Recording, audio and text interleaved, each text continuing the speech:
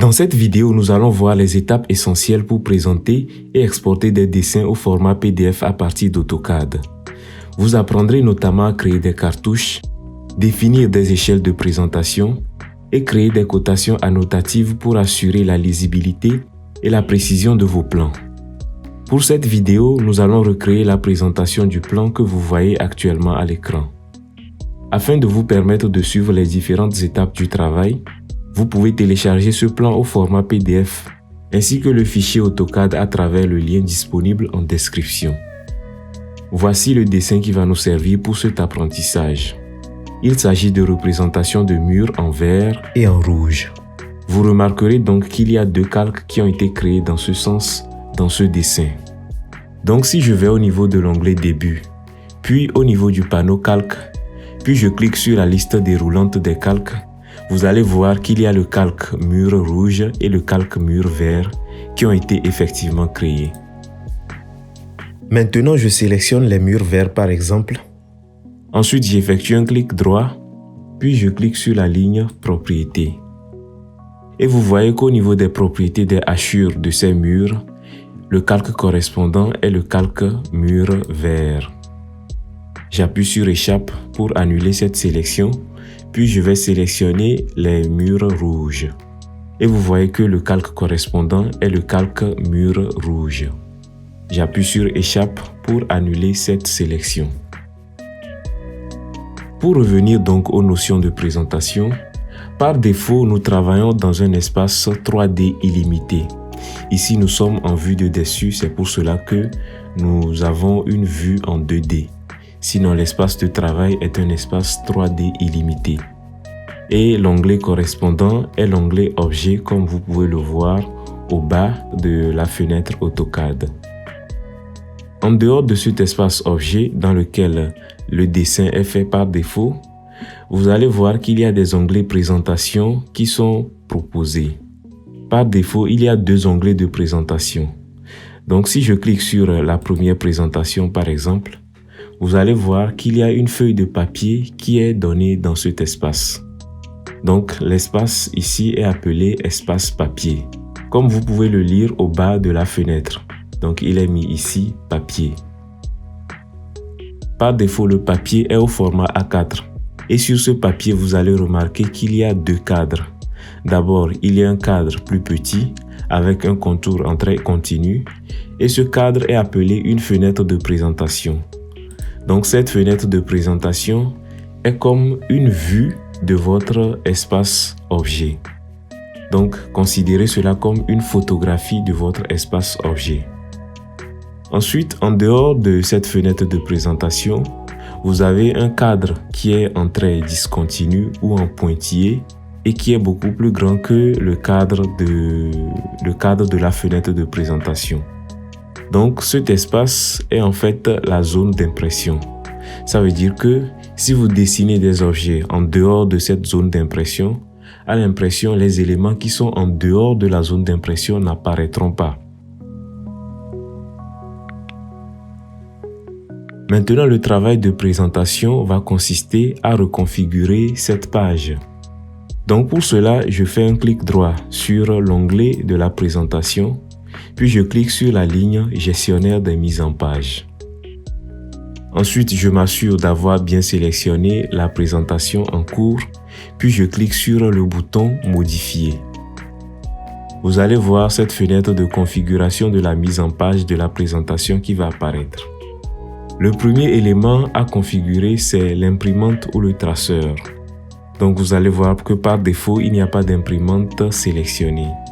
Donc je clique sur la liste déroulante et j'ai la possibilité de sélectionner des imprimantes physiques ou des imprimantes virtuelles. Ici, pour pouvoir travailler aisément ou bien pour pouvoir exporter des PDF, il est recommandé de prendre l'imprimante virtuelle DWG vers PDF, qui est l'imprimante proposée par Autodesk. Donc c'est une imprimante virtuelle qui permet de créer des PDF. Ensuite, nous allons sélectionner le format de papier. Par défaut, comme je le disais, c'est un format ISO A4. Et ici, je vais sélectionner un format ISO Full Bleed.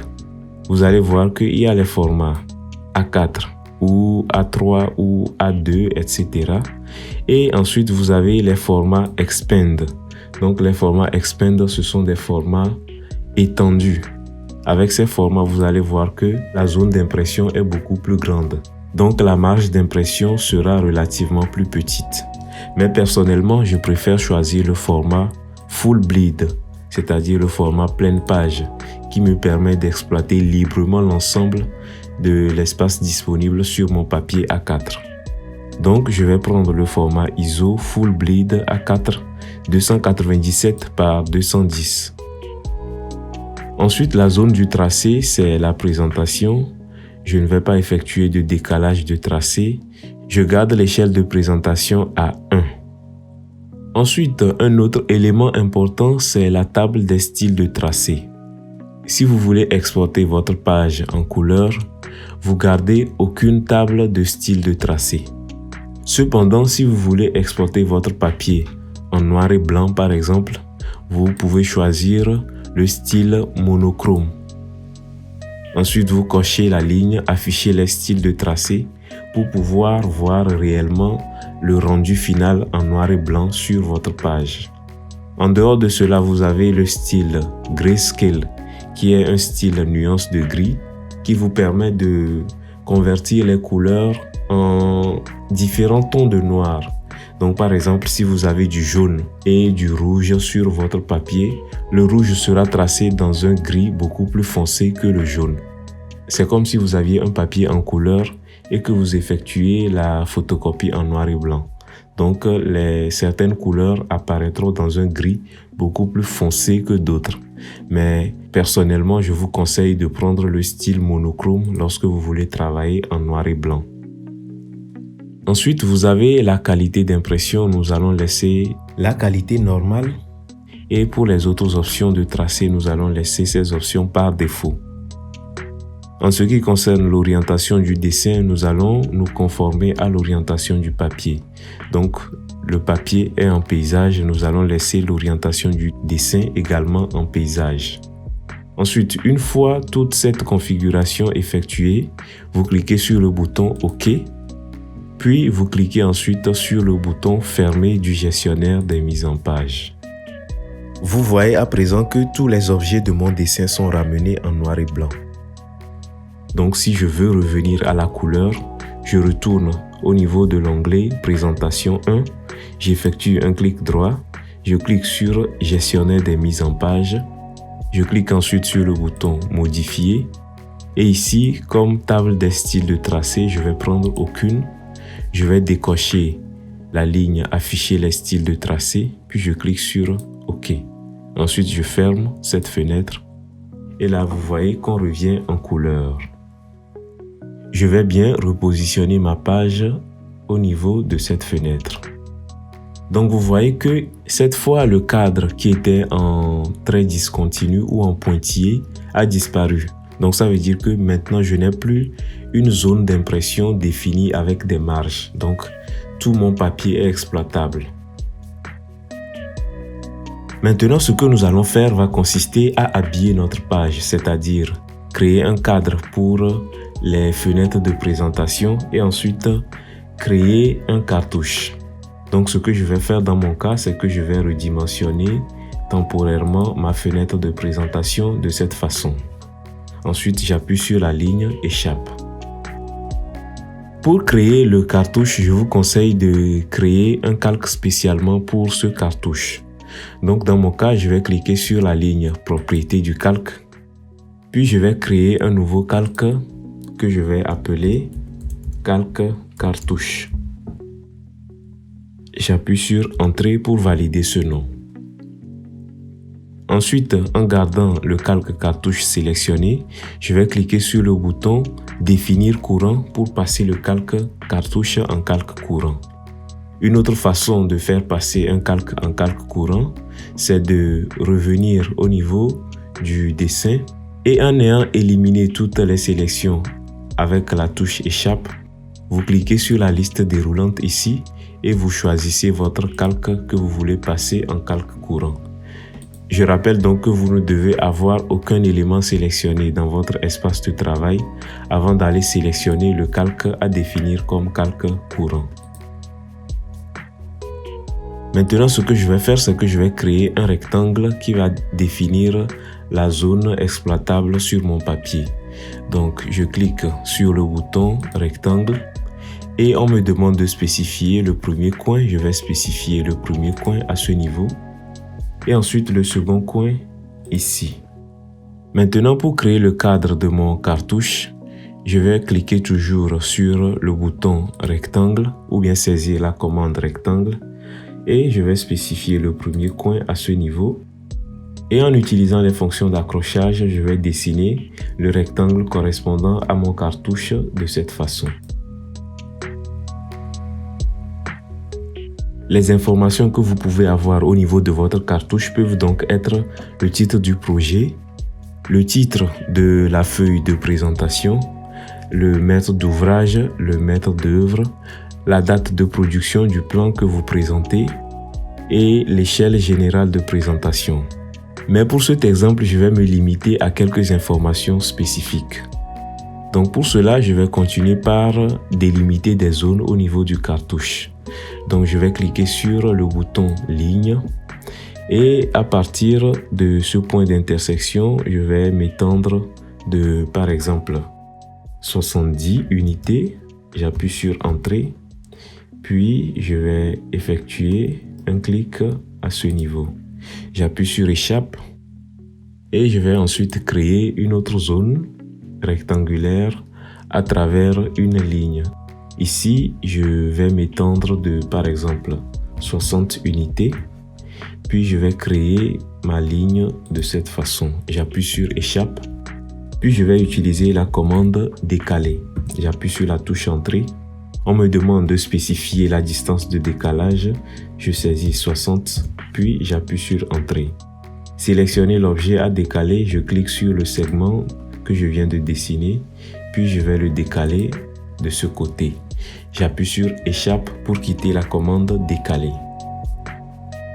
Maintenant, pour créer les différents textes dans les différentes zones que je viens de créer, je vais au niveau de l'onglet début.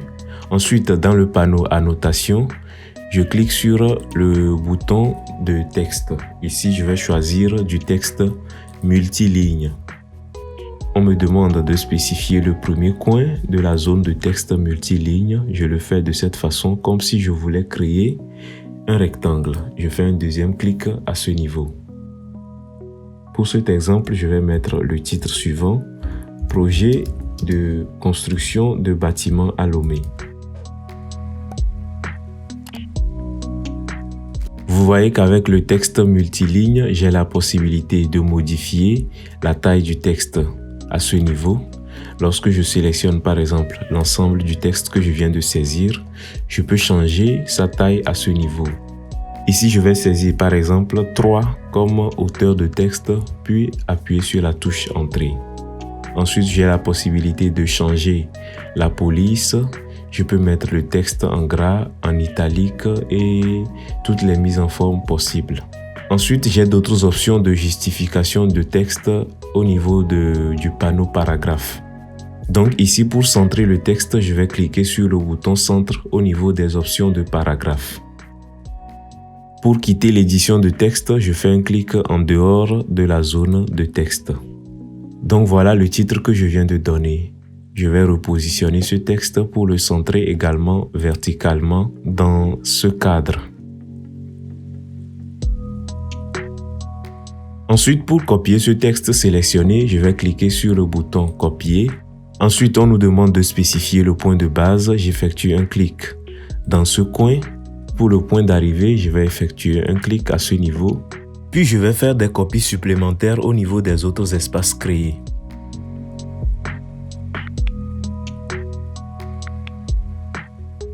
J'appuie sur échappe pour quitter la commande de copie. Maintenant, je vais centrer approximativement le texte dans ces cadres rectangulaires.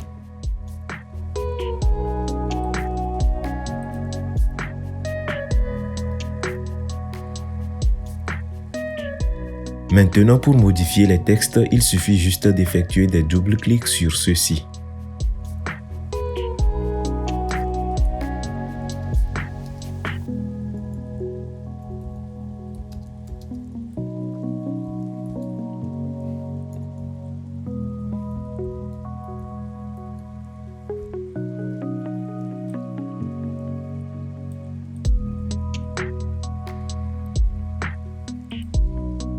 Ici, je vais aussi centrer verticalement le titre du plan.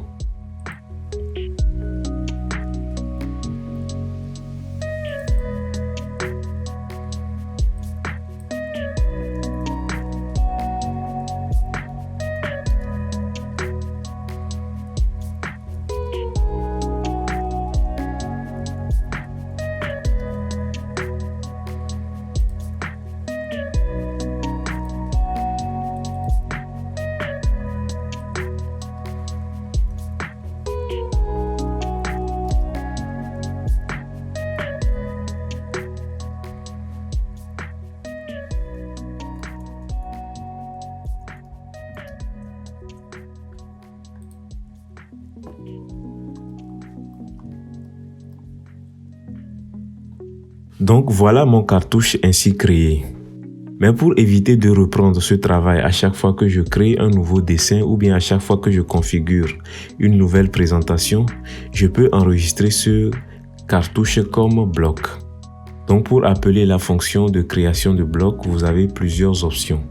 La première option, c'est que vous allez au niveau de l'onglet Début. Ensuite, au niveau du panneau bloc, vous cliquez sur le bouton Créer qui permet de créer des blocs. Ensuite, la deuxième option, c'est d'aller au niveau de l'onglet Insertion. Ensuite, vous allez à la ligne Créer un bloc, puis vous cliquez sur Créer un bloc. Et la troisième option, c'est de simplement saisir la commande bloc. Ensuite, vous appuyez sur la touche Entrée et vous allez voir cette fenêtre de définition de bloc qui va apparaître. Donc, pour créer mon bloc, il va falloir lui attribuer un nom. Ici, je vais attribuer comme nom cartouche. Ensuite, on nous demande de choisir un point de base pour notre bloc. Donc, je clique sur le bouton Choisir un point. Puis, je vais cliquer à ce niveau pour choisir le point de base du bloc. Ça peut être également à ce niveau. Donc, pour cet exemple, je vais descendre vers le coin inférieur gauche. Je clique. Ensuite, on nous demande de choisir des objets qui vont être inclus dans notre bloc cartouche. Donc, je clique sur le bouton de sélection des objets. Puis, les objets que je vais sélectionner, ce sont le petit rectangle que j'ai créé avec les différents traits et les textes qui sont à l'intérieur de ce rectangle. Donc, je fais ma sélection de cette façon, puis j'appuie la touche Entrée pour valider la sélection. Et là, vous voyez qu'il y a une miniature représentant le cartouche que je viens de créer. Ensuite, pour les unités de bloc, je préfère prendre l'option sans unité. Puis je clique sur OK. Pour insérer par exemple ce bloc dans mon dessin, je vais au niveau de l'onglet Insertion, puis je clique sur le bouton Insérer. Et là, vous voyez le bloc cartouche que je viens de créer. Ce bloc est lié au dessin actuel. Donc, si je suis par exemple dans un nouveau dessin, je vais vous montrer un exemple. Je clique sur le bouton plus. Et dans ce nouveau dessin, je vais au niveau de l'onglet Présentation. Donc, la configuration par défaut vient. Donc, si je veux par exemple insérer mon bloc et que je vais au niveau de l'onglet Insérer, vous allez voir qu'il n'y a aucun élément ou aucun bloc défini. Donc, ça veut dire qu'il va falloir que j'enregistre le bloc que je viens de créer comme fichier avant de pouvoir l'intégrer dans un nouveau dessin. Donc, pour enregistrer un fichier bloc, vous allez au niveau de l'onglet Insertion. Ensuite, au niveau du bouton de création de bloc, vous allez cliquer sur la flèche pour afficher les autres options de création de bloc. Ensuite, vous cliquez sur la ligne Créer un fichier bloc. Étant donné que nous avons déjà créé un bloc qui est intégré à ce dessin, au niveau de l'option source, nous allons cliquer sur l'option bloc. Ensuite, nous allons sélectionner le bloc cartouche que nous venons de créer. Et nous allons choisir un emplacement ou un dossier d'enregistrement pour ce bloc. Pour cela, vous allez au niveau de la ligne nom et chemin d'accès du fichier. Vous cliquez sur ce bouton pour afficher la fenêtre qui va nous permettre de choisir un dossier d'enregistrement et un nom pour notre bloc. Donc ici, le nom qui est pris par défaut, c'est le nom que vous avez configuré pour la création du bloc. Donc ici, nous avons cartouche. Je laisse ce nom par défaut. Pour le dossier de destination, j'ai sélectionné le dossier téléchargement dans mon cas. Donc je clique sur le bouton enregistrer et l'unité d'insertion, c'est 100 unités comme je l'avais défini pour le bloc en question. Ensuite, je clique sur le bouton OK. Donc, mon bloc vient ainsi d'être créé. Si je vais au niveau du dossier de destination,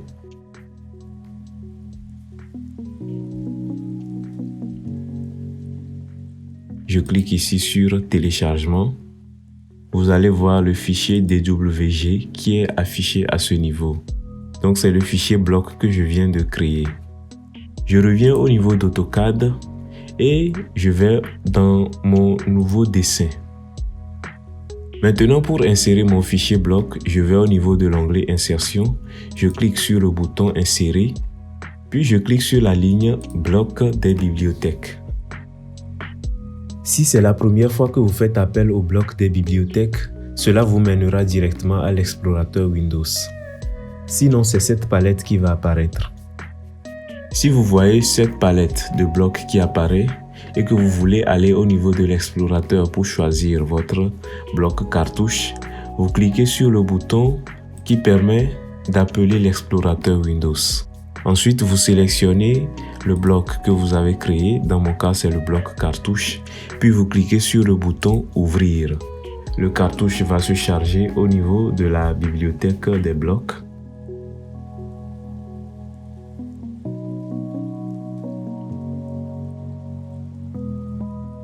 Une fois le bloc chargé, vous allez cliquer sur la miniature, puis effectuer un glisser-déposer dans votre dessin. Et ainsi, vous pouvez réutiliser votre modèle de cartouche. Donc maintenant, pour modifier ce cartouche dans votre nouveau dessin, il suffira d'appeler la commande décomposer pour pouvoir décomposer votre élément ou votre cartouche, puis modifier individuellement les différents éléments. Maintenant, je vais revenir à l'exercice de présentation que nous étions en train de faire. Je ferme cette palette de blocs. Et vous voyez donc la configuration que je viens de donner à ma page de présentation. Donc, j'ai un grand cadre qui va contenir tous les éléments de ma présentation. Et au bas de ce cadre, j'ai mon cartouche qui est ainsi présenté. Maintenant que nous avons fini de configurer notre cadre de présentation et notre cartouche, nous allons définir les différentes fenêtres de présentation. Donc vous allez voir qu'au niveau du PDF que j'ai mis en description, il y a 3 fenêtres de présentation. Vous avez dans cette présentation une vue générale qui est à l'échelle 1/80. Et ensuite, vous avez des vues de détail. Il y a 2 vues de détail, tous les deux à l'échelle 1/15. Donc, vous avez le premier détail qui montre le détail par rapport à l'angle inférieur gauche du bâtiment vert. Et vous avez le détail 2 qui met en avant l'angle supérieur gauche du bâtiment rouge. Nous allons à présent revenir au niveau d'AutoCAD. Je vais donc commencer par la fenêtre de la vue générale. Je vais la redimensionner de cette façon afin de laisser d'abord un espace au-dessus pour le titre de cette vue et un espace en dessous pour les vues de détail. Donc je pense que cet espace me sera suffisant. Maintenant, pour créer les autres vues de détail, vous allez au niveau de l'onglet Présentation et vous allez au panneau Fenêtre de présentation. Ensuite, vous allez au bouton rectangulaire. Lorsque je clique sur cette flèche pour afficher les autres options de fenêtre de présentation, vous voyez qu'il y a 3 options. Donc, on peut créer des fenêtres rectangulaires, on peut créer des fenêtres polygonales et on peut transformer des objets en fenêtres. Ici, je vais créer une fenêtre rectangulaire. Je clique dessus. Je vais venir m'aligner de cette façon et cliquer, puis définir ma deuxième présentation. Et là, vous voyez les murs représentant les 2 bâtiments qui sont affichés dans cette vue de détail. Maintenant, pour créer le dernier détail qui a une forme circulaire, vous voyez qu'au niveau des options de création de fenêtres, on a l'option polygonale et on a l'option objet. Donc, ça veut dire qu'ici, ce que nous allons faire dans un premier temps, c'est d'abord de créer un cercle qu'on va ensuite transformer en fenêtre de présentation. Pour cela, je vais au niveau de l'onglet Début, puis dans le panneau Dessin, je vais au niveau du bouton Cercle. Je clique sur la flèche pour afficher les autres options de création de cercle, puis je prends l'option 2 points. Ici, pour avoir un certain alignement, je vais m'accrocher au niveau de l'extrémité supérieure droite de la première fenêtre de détail, puis je vais effectuer un clic à ce niveau. Ensuite, je viens au niveau de l'angle inférieur droit, puis je vais m'aligner horizontalement pour créer ma vue de détail. Donc voilà le cercle qui vient d'être créé. Et pour transformer ce cercle en une vue, c'est-à-dire en une fenêtre, je retourne au niveau de l'onglet Présentation et au niveau du panneau Fenêtre de présentation, je vais au bouton rectangulaire, je clique sur la flèche pour afficher les options de définition de fenêtre de présentation et je prends l'option Objet. On me demande de sélectionner un objet pour délimiter la fenêtre. Donc je clique sur le cercle que je viens de créer et là vous voyez que ce cercle est désormais transformé en une vue ou en une fenêtre de présentation. Vous allez voir que dans les 3 fenêtres de présentation, il y a la grille représentée par ce quadrillage qui est affiché. Pour éliminer cette grille, il va falloir que je passe en espace objet tout en étant dans cet onglet de présentation. Donc je vais essayer de vous expliquer rapidement tout ce que cela veut dire. Je reprends donc depuis le début. Lorsque vous ouvrez AutoCAD par défaut, c'est cet onglet objet qui est affiché et qui vous permet de dessiner tout ce que vous voulez. Maintenant, pour exporter ou bien pour créer des PDF, vous allez au niveau des onglets de présentation. Et en étant dans l'onglet de présentation, par défaut, nous sommes sur le papier. Donc, quand vous voyez papier ici, c'est que tout ce que vous allez dessiner reste sur le papier. C'est-à-dire que si je prends par exemple la commande ligne et que je viens dessiner une ligne comme ça, en étant dans l'espace papier, mais dans la présentation, cette ligne est liée à mon papier. Donc ça veut dire que si je viens au niveau de l'onglet objet, je ne vais pas voir la ligne puisque la ligne est liée au papier. Par contre, si je veux passer en espace objet en étant dans la présentation, je viens par exemple cliquer sur papier. Et là, vous voyez que la dernière fenêtre que nous avons créée a un contour en trait plus épais. Donc ça veut dire que c'est cette fenêtre-là qui est active. Si je veux passer à cette fenêtre, il suffit que je vienne effectuer un clic sur cette fenêtre de présentation. Et là, vous allez voir que lorsque je vais cliquer sur le bouton ligne pour définir ou bien pour dessiner des lignes, si je dessine des lignes à l'intérieur de cette façon, vous allez voir que ces lignes-là seront liées à l'objet. Donc si je reviens au niveau de l'onglet objet, vous voyez les lignes que je viens de créer. Par contre, les premières lignes que j'avais créées en étant dans l'espace papier restent liées au papier. Donc ça veut dire que quand vous voyez objet au niveau de la barre d'état, c'est que tout ce que vous allez dessiner ou bien toute modification que vous allez apporter est directement liée à votre objet dessin. Par contre, si vous voyez papier ici, c'est que tout ce que vous allez dessiner est seulement lié à votre papier et n'est pas lié au dessin.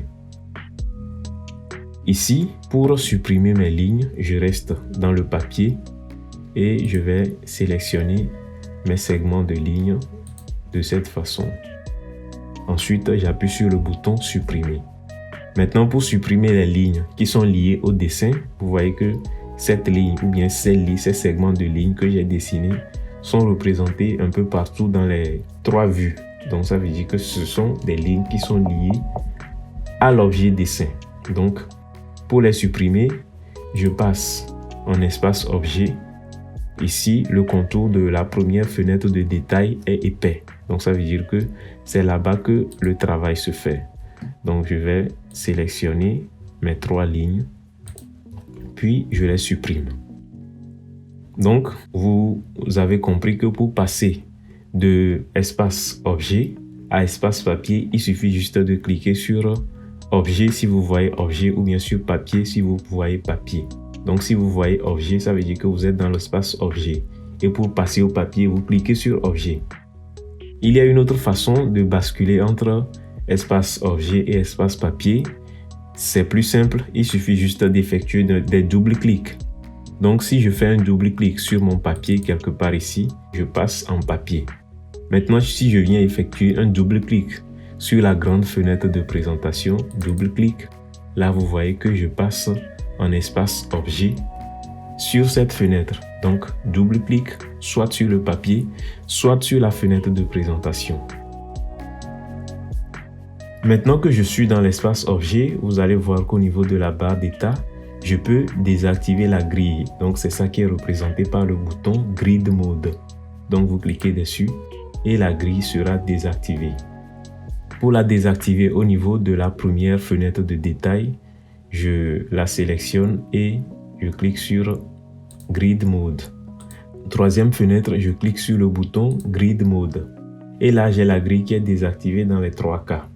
Si vous ne voyez pas le bouton Grid Mode, venez au niveau du dernier bouton de la barre d'état, le bouton Personnalisation, puis cochez la ligne Grille. Je vous recommanderais même de cocher toutes les lignes pour avoir toutes les options affichées au niveau de la barre d'état.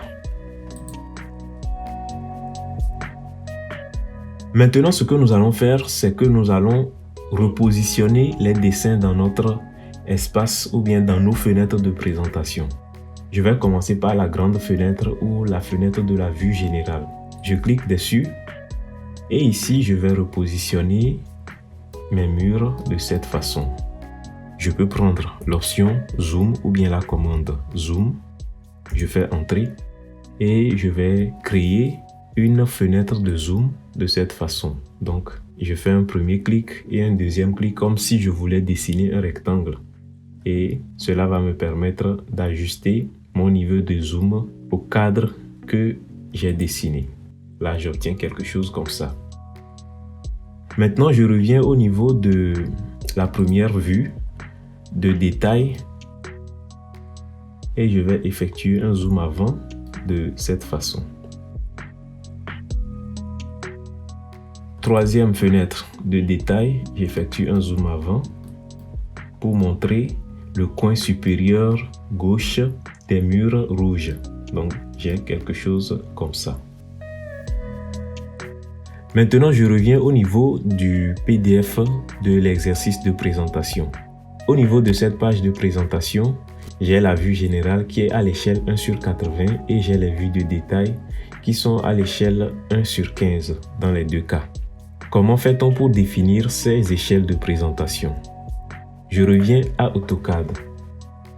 Ici, je suis au niveau de la vue générale. Vous allez voir que lorsque j'ai cette vue générale qui est active, au bas de la fenêtre, au niveau de la barre d'état, j'ai un chiffre qui est affiché. Donc, j'ai 0,013582. Donc, c'est l'échelle actuelle sous forme décimale de ma fenêtre de présentation. Si vous n'avez pas ce nombre affiché, venez au niveau du bouton Personnalisation, puis cochez la ligne Échelle de la fenêtre pour avoir cette échelle qui va être affichée à chaque fois que vous sélectionnez des fenêtres de présentation. Donc ici, il s'agit d'une échelle décimale et qui est inférieure à 1. Donc ça veut dire que si je veux ramener cette échelle sous forme de fraction, par exemple 1/80, il va falloir que je fasse un calcul. Donc je vais faire appel à la calculatrice rapide d'AutoCAD. Donc je saisis la commande Calc rapide. J'appuie sur Entrée l'échelle qui est prédéfinie au niveau du PDF, c'est 1 sur 80. Donc si ici nous voulons obtenir notre échelle actuelle, nous allons juste faire l'inverse de l'échelle décimale qui est ici.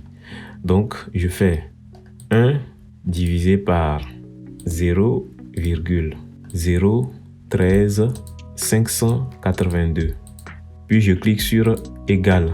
Donc voici le résultat que j'obtiens. Dans mon cas, j'obtiens 73.6268 591.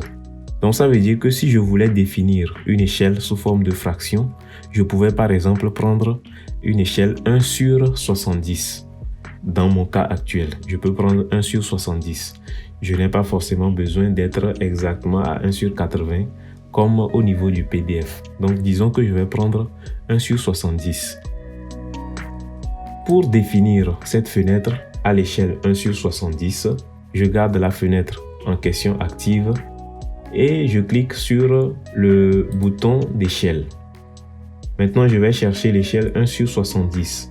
Ça ne se trouve pas dans les échelles répertoriées par défaut. Donc, il va falloir que je crée moi-même cette échelle. Je clique donc sur le bouton personnaliser et vous voyez cette fenêtre de modification d'échelle qui apparaît. Donc pour ajouter moi-même mon échelle, je clique sur le bouton ajouter et concernant le nom, je vais mettre 1.2.70 pour me conformer à la notation. Vous pouvez mettre n'importe quoi. Mais pour nous conformer à ce qui est déjà défini au niveau de la liste d'échelles, je mets 1.2.70. Au niveau des propriétés de l'échelle, unité de papier, ça fait donc 1. Et unité de dessin, au lieu de 1, je mets donc 70. Je clique sur OK. Donc voici ma nouvelle échelle qui est ajoutée à la liste des échelles. Je clique sur OK. Et maintenant, je vais revenir au niveau du bouton d'échelle. Et vous allez voir, lorsque je vais sélectionner 1 sur 70, je vais avoir un léger ajustement du niveau de zoom au niveau de cette fenêtre de présentation. Donc je clique dessus. Et là, vous voyez qu'il y a un léger ajustage qui s'est fait.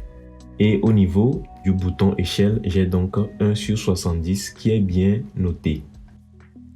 Maintenant, pour éviter par erreur de changer le niveau de zoom, nous allons verrouiller cette vue, c'est-à-dire que nous allons caler la vue à 1 sur 70 pour éviter par exemple, pendant que vous travaillez, si vous venez tourner la molette de la souris au niveau de cette fenêtre de présentation, que le niveau de zoom ne change. Donc pour verrouiller cette vue, vous gardez toujours cette fenêtre de présentation active et vous venez au niveau de la barre d'état. Vous allez voir un bouton qui est sous forme de cadenas. Donc vous cliquez dessus et cette fenêtre sera verrouillée. Vous allez voir que je suis effectivement en espace objet, mais lorsque je tourne ma molette, le zoom se fait sur toute la page et non sur l'objet. Donc ça veut dire que cette vue est verrouillée. Par contre, si je veux changer de niveau de zoom, il va falloir que je vienne déverrouiller la vue. Si vous ne voyez pas le cadenas à ce niveau, venez au niveau du bouton personnalisation et cochez la ligne verrouillage de la fenêtre. Une autre façon de verrouiller une fenêtre de présentation, c'est que vous allez au niveau de l'espace papier cette fois. Donc, je fais un double clic sur mon papier et je vais sélectionner ma fenêtre de présentation. Maintenant, une fois que cette fenêtre de présentation est sélectionnée en étant dans l'espace papier, j'effectue un clic droit, puis je vais à la ligne verrouiller la vue et je clique sur actif. Comme ça, cette vue sera verrouillée. Donc, vous avez les deux méthodes. Soit vous êtes dans l'espace papier, vous effectuez un clic droit et vous allez à la ligne verrouiller la vue. Ou bien, vous utilisez le bouton qui est sous forme de cadenas au niveau de la barre d'état. Maintenant, je vais venir au niveau de la première fenêtre de détail. J'effectue donc un double clic dessus et là, vous voyez qu'on passe en espace objet. La même procédure sera reconduite pour définir l'échelle d'affichage actuelle. Donc, si je regarde au niveau de la barre d'état, le nombre qui est affiché comme échelle décimale, c'est 0,067984. Donc, si je veux voir le dénominateur correspondant en étant en échelle. Sous forme de fraction, je fais juste l'inverse. Donc je reviens au niveau de la calculatrice, je vais effacer ce que je viens de faire comme calcul en cliquant sur le bouton Clear ou C. Et ici, je vais faire le calcul 1 divisé par le nombre qui est affiché ici. Donc 0,067 984. Je clique sur égal et j'obtiens 14,7093 434. Donc, ça veut dire que ici, je peux arrondir l'échelle. Au lieu de 1 sur 14, je peux donc prendre 1 sur 15 comme échelle de ma vue actuelle. Donc pour cela, je reste toujours dans cette fenêtre de présentation et je vais cliquer sur le bouton d'échelle. Je cherche l'échelle 1 sur 15. Elle n'est pas répertoriée, donc il va falloir que j'ajoute encore celle-ci. Je clique sur le bouton personnaliser et je clique sur ajouter. Non apparaissant dans la liste d'échelles, je mets 1, 2.15. Unité de papier 1, unité de dessin, je mets 15. Je clique sur OK, puis OK. Maintenant, pour changer le niveau d'échelle, je viens cliquer sur le bouton échelle, puis je vais sélectionner l'échelle 1 sur 15 que je viens de définir.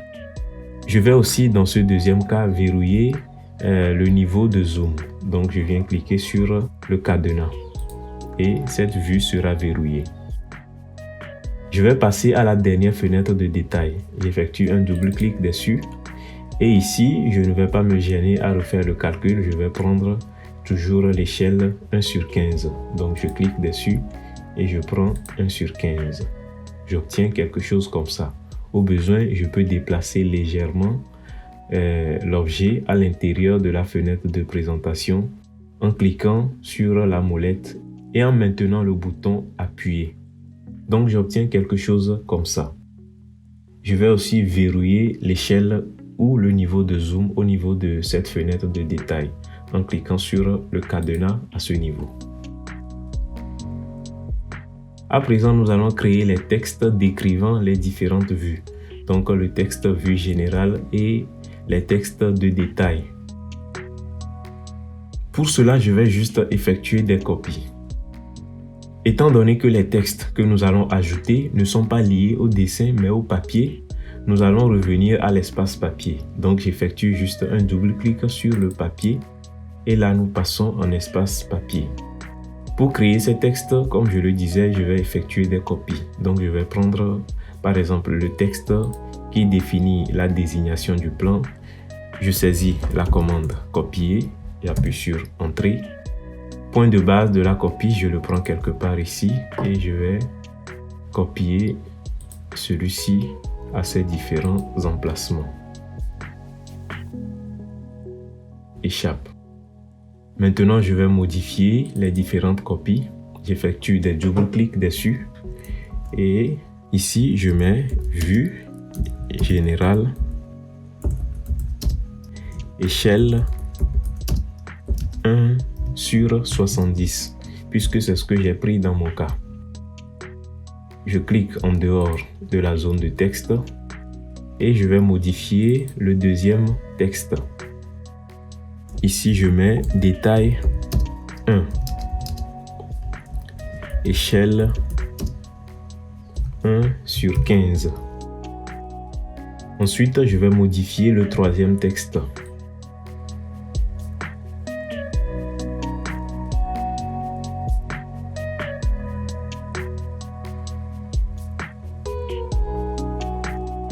À présent, les derniers éléments à ajouter à notre dessin, ce sont les cotations.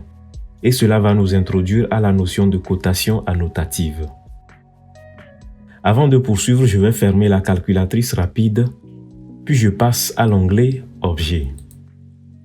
Par défaut, dans cet onglet Objet, les éléments sont dessinés à l'échelle 1, comme vous pouvez le noter au niveau de la barre d'état. Maintenant, ce que je vais faire, c'est que je vais commencer par créer directement des cotations. Donc, je vais au niveau de l'onglet Début. Dans le panneau Annotation, je clique sur le bouton de cotation linéaire. Ensuite, on me demande d'indiquer le premier point d'origine de la ligne d'attache. Je clique à ce niveau, puis le deuxième point d'origine de la ligne d'attache, je clique et je vais positionner ma cote de cette façon. Là, vous voyez que la cotation a été effectivement créée. Si j'effectue un zoom avant vers le centre de la cotation, vous voyez la dimension qui est indiquée 5000. Mais elle est très petite par rapport à la taille des dessins. Si vous voulez, je peux encore créer une nouvelle cotation et vous allez voir ce que j'obtiens. Donc, j'obtiens toujours une cotation qui est affichée de cette façon, mais le texte est toujours très petit. Si je reviens au niveau de la présentation, vous voyez que j'ai les cotations qui ont été effectivement créées, mais on n'arrive pas à distinguer ni les flèches de la cotation, ni le texte de la cotation. À quoi cela est dû? Cela est dû au fait que nous utilisons le style de cotation par défaut. Donc pour changer de style de cotation, je vais au niveau du panneau Annotation, je clique sur Annotation et là vous voyez qu'il y a différents styles. Donc nous avons d'abord les styles de texte, ensuite les styles de cote, les styles de ligne de repère, les styles de tableau. Ici, ce qui nous intéresse, ce sont les styles de cote. Et le style de cote par défaut, c'est le style ISO 25. Donc je clique dessus et je prends le style annotatif. Je clique dessus, puis je vais supprimer les cotations ISO 25 que je viens de créer. Maintenant, pour créer les cotations annotatives, il va falloir que nous nous conformions à l'échelle de la présentation ou bien aux échelles de la présentation. Donc ici, pour créer les cotations au niveau de la vue générale qui est à l'échelle 1/70, je reviens au niveau de l'onglet Objet et je vais au niveau du bouton Échelle. Donc je vais changer d'échelle et passer à l'échelle 1/70. Je clique ensuite sur le bouton de cotation linéaire et je vais indiquer le premier point et le second point d'origine de la ligne d'attache. Puis j'obtiens quelque chose comme ça. Ensuite, je vais créer la deuxième cotation. Je viens là, je fais un deuxième clic ici, puis j'obtiens ceci. Vous allez voir, quand je vais retourner au niveau de l'onglet de la première présentation, j'ai effectivement les cotations qui sont créées au niveau de la vue générale qui est à l'échelle 1/70. Donc ici, j'ai 3200 et j'ai 5000. Mais ces cotations-là ne sont pas affichées au niveau des vues de détail qui sont à des échelles différentes. Pour créer les cotations au niveau des détails, je retourne au niveau de l'onglet Objet, puis je vais changer d'échelle d'annotation. Je clique donc sur le bouton Échelle, puis je vais sélectionner l'échelle 1/15. Je retourne au bouton de création de cotation linéaire et ici je vais créer ma première cotation de détail. Premier point d'origine de la ligne d'attache. Je clique dans le coin inférieur gauche, puis je vais cliquer dans ce coin. Donc je vais indiquer cette dimension qui montre l'épaisseur du mur. Ensuite, je reprends la cotation linéaire et je vais faire ceci. J'obtiens ça. Et vous allez remarquer aussi quelque chose lorsque vous créez des objets annotatifs ou bien des cotations annotatives et que vous survolez le curseur sur ces objets, vous allez voir qu'il y a un petit symbole qui ressemble un peu au logo de la marque Mitsubishi qui apparaît. Donc cela vous indique que vous êtes sur des éléments annotatifs, donc dans ce cas des cotations annotatives. Je survole cette cotation et j'obtiens effectivement ce symbole des éléments annotatifs. Maintenant, si je réduis le niveau de zoom, vous allez voir que les cotations annotatives au niveau du détail de l'angle inférieur gauche des murs sont plus petites que les cotations de la vue générale. Cela est parfaitement normal. Si je reviens au niveau de la présentation 1, vous voyez que cette fois, les deux cotations sont à la même taille. Malgré qu'au niveau de la présentation, malgré plutôt qu'au niveau de l'onglet Objet, on ait des tailles différentes au niveau de la présentation. nous avons des tailles identiques. Cela donne donc une certaine cohérence de l'affichage des cotations au niveau des vues de détail et de la vue générale. Je vais enfin créer les cotations au niveau du détail 2. Je retourne donc au niveau de l'onglet Objet et je reste toujours à l'échelle 1/15. Je clique sur le bouton de cotation linéaire et je vais venir créer mes cotations à ce niveau.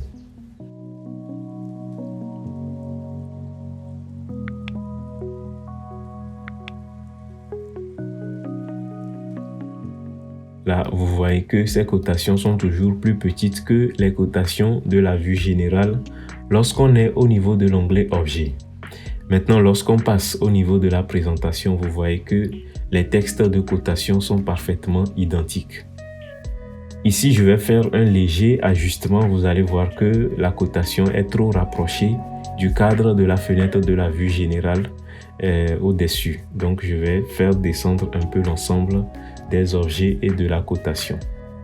Pour cela, j'effectue un double-clic dans la fenêtre de la vue générale et je passe à l'espace objet tout en étant dans la présentation. Maintenant, étant donné que j'avais verrouillé cette vue, je reviens au niveau de la barre d'état. Je vais cliquer sur le cadenas pour déverrouiller la vue.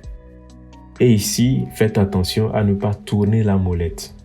Je clique sur la molette et je maintiens le bouton qui est en dessous de la molette enfoncé. Je ne tourne pas la molette. Donc je clique et je vais ajuster légèrement la position de l'objet dans la fenêtre de présentation de cette façon. Donc une fois que c'est fait, je peux verrouiller à nouveau cette vue. Donc voilà comment vous pouvez créer des cotations annotatives lorsque vous voulez exporter des plans ou bien des présentations avec des vues à des échelles différentes. Maintenant, la dernière étape de notre travail, c'est d'exporter cette présentation en PDF.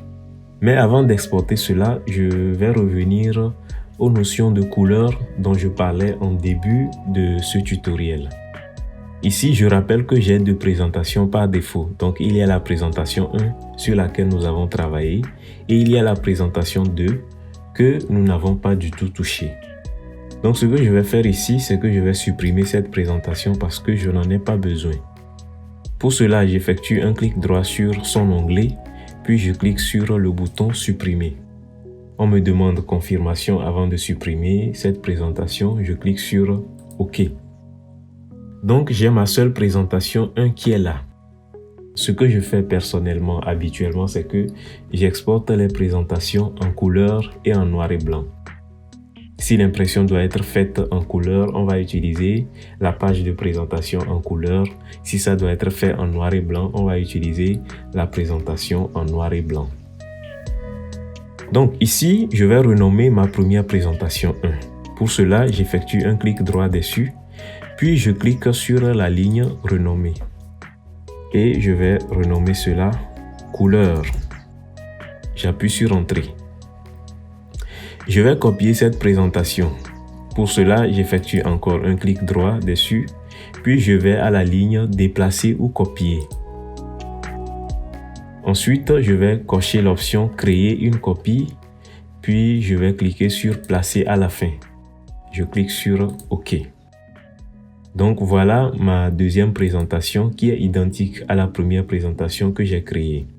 J'effectue un clic droit et je vais renommer cette présentation noir et blanc.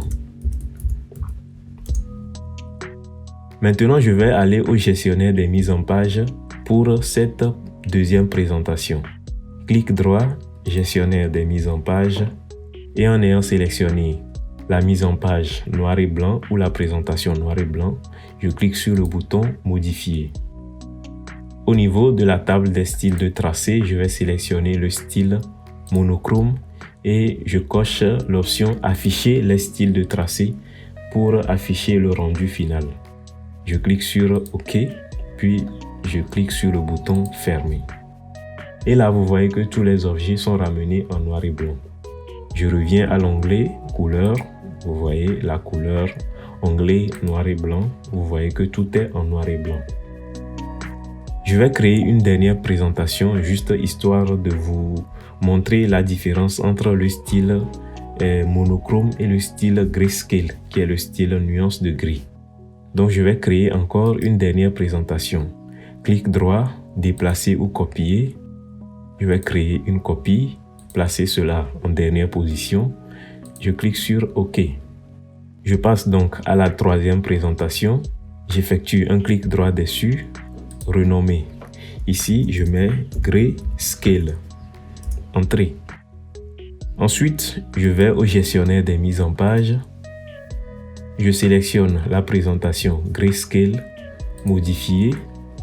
Et cette fois, je vais prendre le style Grayscale au lieu de monochrome. Je garde l'option afficher les styles de tracé, puis je clique sur OK, puis je vais fermer cela. Maintenant, je vais exporter l'ensemble de ces trois présentations et vous allez voir les différences. Pour cela, je vais au niveau de l'onglet Sortie. Dans cet onglet Sortie, je vais au panneau Exporter au format DWF/PDF. Et vous allez voir qu'il y a une liste déroulante. Donc ici, par défaut, on dit exporter présentation courante. Donc si je laisse cette option, je vais juste exporter la présentation que je vois actuellement. Ici, comme je veux créer toutes les présentations dans un seul fichier PDF, je vais au niveau de cette liste déroulante et je vais sélectionner toutes les présentations. Maintenant, je vais au niveau du bouton d'export, puis je clique sur la flèche. Là, vous voyez qu'on peut exporter le fichier en DWFX, en DWF et en PDF. Donc, je clique sur PDF. Et je vais sélectionner mon dossier d'export. Ici, je vais prendre le dossier de téléchargement qui était mon dossier de travail. Vous pouvez prendre n'importe quel dossier. Et là, je vais renommer ça par exemple de présentation je mets pratique. Je clique sur enregistrer.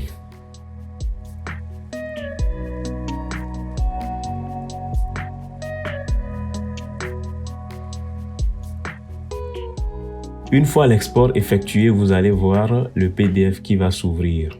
Donc ici, vous avez la première page qui est la page en couleur. Lorsque je défile, vous avez la deuxième page qui est en noir et blanc. Et vous avez la troisième page qui est en nuance de gris. Vous voyez bien la différence. Au niveau de la présentation en noir et blanc ou en monochrome, toutes les couleurs sont transformées en noir. Ce qui fait que lorsqu'on va faire l'impression, l'impression sera d'une meilleure qualité par rapport à l'option Grayscale qui donne des tons différents ou bien des nuances de gris. Donc ici, vous voyez que la couleur verte au niveau des nuances de gris est moins foncée que la couleur rouge.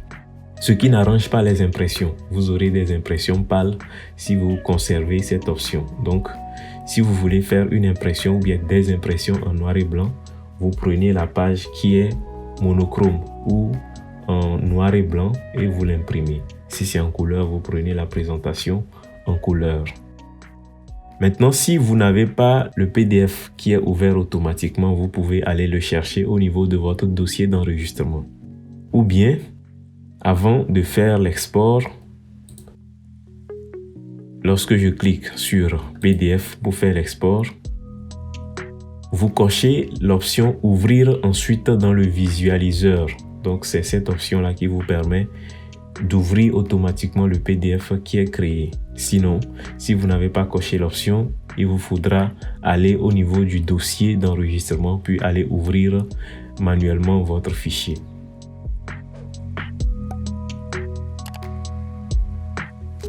Et voilà, vous savez désormais comment présenter et exporter des dessins au format PDF à partir d'AutoCAD. Si vous souhaitez en apprendre davantage sur le dessin et la conception assistée par ordinateur, abonnez-vous. Sur ce, gardez votre singularité et restez créatif.